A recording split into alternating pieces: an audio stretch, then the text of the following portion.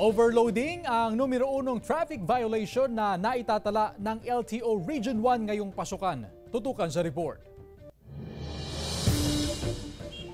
Aminado si Glenn, hindi tunay na pangalan na sobra-sobra ang bilang ng kanyang isinasakay sa ipinapasadang tricycle sa Dagupan City. Ilan daw kasi sa kanyang pasahero nagtitipid sa pasahe. Hindi naiwasan yan. Hindi maiwasan talagang 5, ganyan. 6 pwede rin. Kung basta malaki yung sidecar namin, pinupuno din. Para naman makatipid yung mga estudyante. Ayon sa Land Transportation Office Region 1, numero 1 sa traffic violation na kanilang naitatala ngayong pasukan ng overloading. Well, karamihan ngayon yung overloading.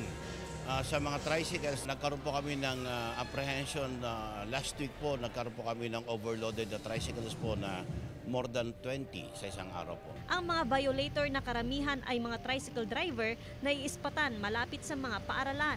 Bukod dito, marami rin umano ang mga motoristang walang suot na helmet. Kailangan ma-educate po natin ang lahat ng road users para alam po nila ang tama at mali.